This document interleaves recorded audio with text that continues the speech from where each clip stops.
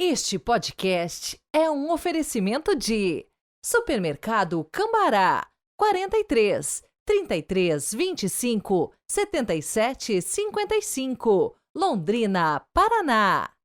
Econorte, revendedora Ford Kia 012 21 70 4004, São José dos Campos e Caraguatatuba, São Paulo.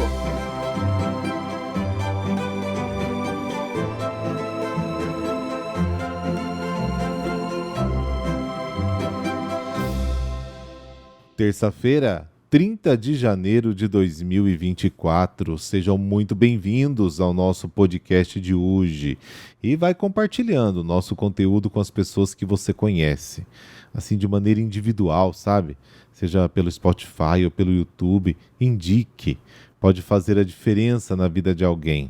A palavra de Deus é sempre viva e eficaz. Hoje é o Dia Nacional das Histórias em Quadrinhos. Você é daqueles que colecionava aqueles livrinhos de historinhas? Deixa aí nos comentários qual você mais gostava. E também é o Dia da Saudade. No Evangelho de hoje, Jesus realiza milagres em favor de duas mulheres. Uma era considerada impura devido a uma hemorragia que já durava 12 anos. A outra em favor de uma menina de 12 anos, falecida recentemente. 12 e 12. Será que é só coincidência?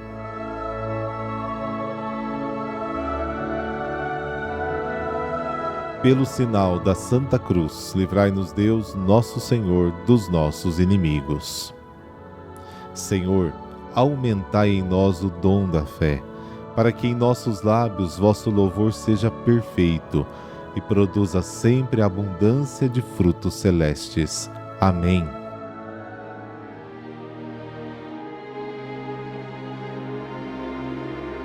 Marcos, capítulo 5, versículos de 21 a 43. O Senhor esteja convosco, Ele está no meio de nós. Proclamação do Evangelho de Jesus Cristo segundo Marcos. Glória a vós, Senhor. Naquele tempo, Jesus atravessou de novo numa barca para outra margem. Uma numerosa multidão se reuniu junto dele e Jesus ficou na praia. Aproximou-se então um dos chefes da sinagoga, chamado Jairo. Quando viu Jesus, caiu aos seus pés e pediu com insistência: minha filhinha está nas últimas, vem e põe as mãos sobre ela, para que ela sare e viva. Jesus então o acompanhou. Uma numerosa multidão o seguia e o comprimia. Ora, achava-se ali uma mulher que há 12 anos estava com uma hemorragia.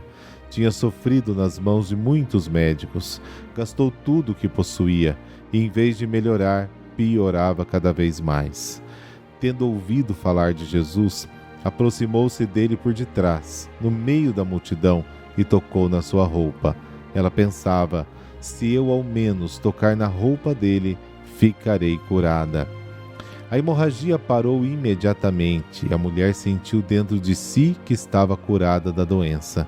Jesus logo percebeu que uma força tinha saído dele e, voltando-se no meio da multidão, perguntou: quem tocou na minha roupa?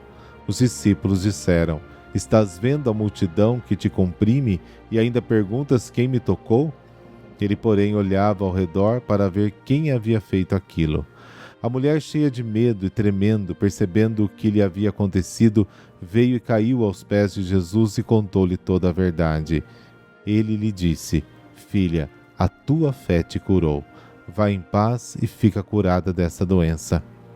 Ele estava ainda falando quando chegaram alguns da casa do chefe da sinagoga e disseram a Jairo: tua filha morreu. Por que ainda incomodar o mestre? Jesus ouviu a notícia e disse ao chefe da sinagoga: não tenhas medo, basta ter fé. E não deixou que ninguém o acompanhasse, a não ser Pedro, Tiago e seu irmão João. Quando chegaram à casa do chefe da sinagoga, Jesus viu a confusão e como estavam chorando e gritando. Então ele entrou e disse: por que esta confusão e este choro? A criança não morreu, mas está dormindo. Começaram então a caçoar dele, mas ele mandou que todos saíssem, menos o pai e a mãe da menina, e os 3 discípulos que o acompanhavam. Depois, entraram no quarto onde estava a criança. Jesus pegou na mão da menina e disse: Talita cum, que quer dizer: menina, levanta-te. Ela se levantou imediatamente e começou a andar, pois tinha 12 anos. E todos ficaram admirados. Ele recomendou com insistência que ninguém ficasse sabendo daquilo e mandou dar de comer à menina. Palavra da salvação. Glória a vós, Senhor.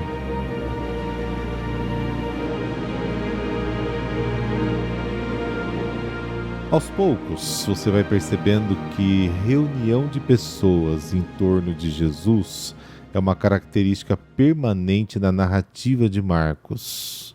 Jairo, nome que significa Deus ilumina ou Deus ressuscita, se aproxima dele primeiro e implora que salve a sua filhinha.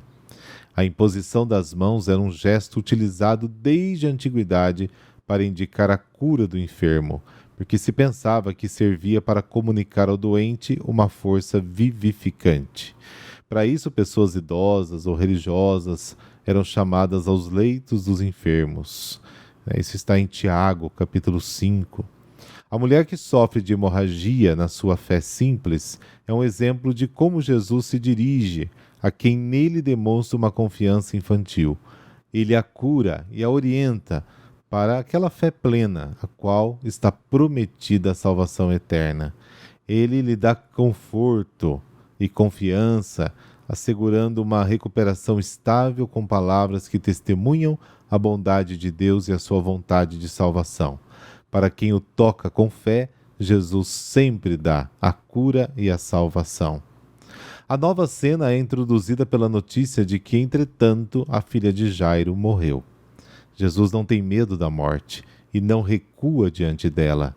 Ele fica sabendo da notícia e incentiva o pai: não tenha medo, apenas continue tendo fé, como está no versículo 36. E também aqui continuamos com o tema da fé. Uma fé genuína não desiste nem mesmo diante do poder da morte. Para compreender a cena que aconteceu na casa de Jairo, é importante notar como Jesus quer evitar exibir-se e afastar uma fé que se baseia apenas nos milagres, enquanto simplesmente milagres, e não naquilo que eles querem indicar. No entanto, ele leva consigo um pequeno grupo de testemunhas qualificadas, nomeadamente os 3 discípulos que mais tarde estarão presentes na sua transfiguração, lá no capítulo 9, e na sua angústia mortal no Getsêmani, capítulo 14. E depois, é claro, na ressurreição. Eles poderão narrar essas coisas, e então a ressurreição da filha de Jairo também aparecerá sob uma nova luz. A remoção dos lamentadores e dos flautistas não significa apenas permitir-lhes realizar o milagre em silêncio e ocultação. Jesus sabe o que está para acontecer. Portanto, os lamentos fúnebres, ali naquele momento, ficam fora de lugar. A frase enigmática se orienta na mesma direção. A menina não está morta, ela apenas dorme. A menina estava morta, mas à luz da fé, a morte é apenas um sono, do qual somos despertados pelo poder de Deus. A Igreja conservou a antiga expressão quando chama os defuntos daqueles que adormeceram no Senhor. A gente vê isso muito na liturgia, com essas palavras, adormeceram, alimentando assim continuamente a sua esperança na futura ressurreição dos mortos. O despertar da filha de Jairo, porém, ainda não é a ressurreição definitiva, mas um regresso à vida terrena e uma extensão dela. Esta passagem nos apresenta 2 milagres entrelaçados, a cura da mulher que sofria de hemorragia e a ressurreição da filha de Jairo. Esses 2 milagres têm uma semelhança crescente entre si mesmos. A hemorragia é uma perda de sangue, portanto a perda da vida. A vida de todo ser vivo é o seu sangue, como está em Levítico capítulo 17.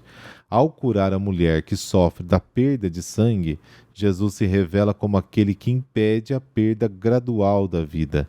Com a ressurreição da filha de Jairo, ele se manifesta como aquele que restaura a vida totalmente perdida. A ressurreição da filha de Jairo é o culminar desta primeira parte do Evangelho. De todos os limites aos quais o homem está submetido, a morte é aquele que tem o temível aspecto da definitividade. Você pode lutar e vencer a doença.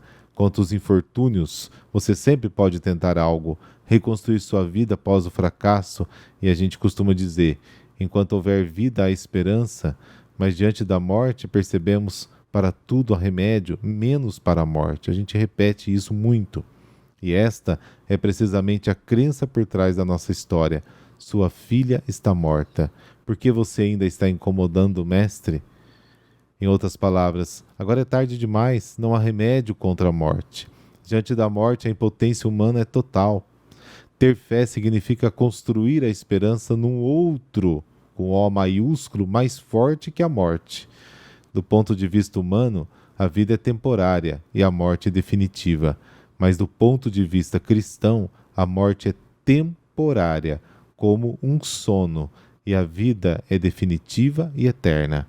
A conversão que Jesus nos pediu desde o início do Evangelho inclui também e, sobretudo, esta mudança de perspectiva e de avaliação em relação à vida e à morte.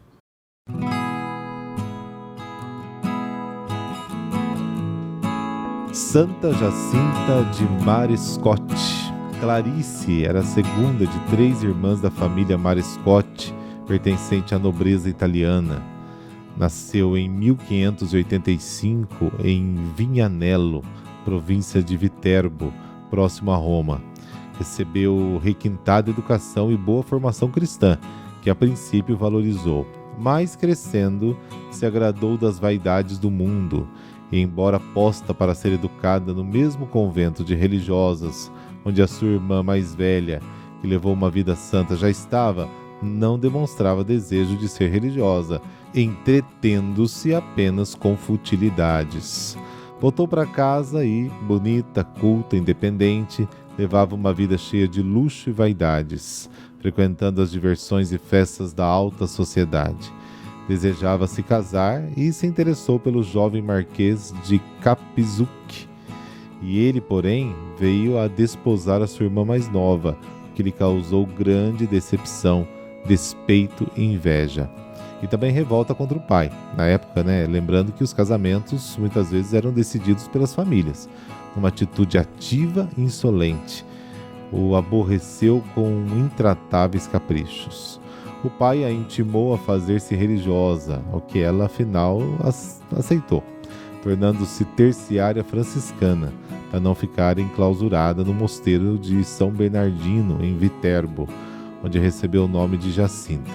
Mas os seus gostos e caráter não mudaram com o seu estado. Mesmo dentro do convento, vivia em vaidade. Manteve o voto de castidade, porém desprezou os votos de obediência e pobreza. Mandou construir um quarto particular, que mobiliou com luxo e decorou com suntuosidade, onde muitos amigos iam visitá-la. Usava roupas de seda e era servida por 2 noviças. Quanto aos deveres que a regra lhe impunha, somente os cumpria com negligência e por simples obrigação. Os defeitos, contudo, não haviam obscurecido totalmente algumas qualidades. Tinha um amor particular à pureza, um profundo respeito aos mistérios da religião e uma grande submissão à vontade dos pais, o que, aliás, a levou ao convento. Manifestações certamente da boa educação espiritual recebida na infância e abafadas, mas não mortas na alma. Jacinta viveu assim, escandalosamente, por muitos anos. Mas Deus dispôs as condições que a poderiam levar de volta ao bom caminho.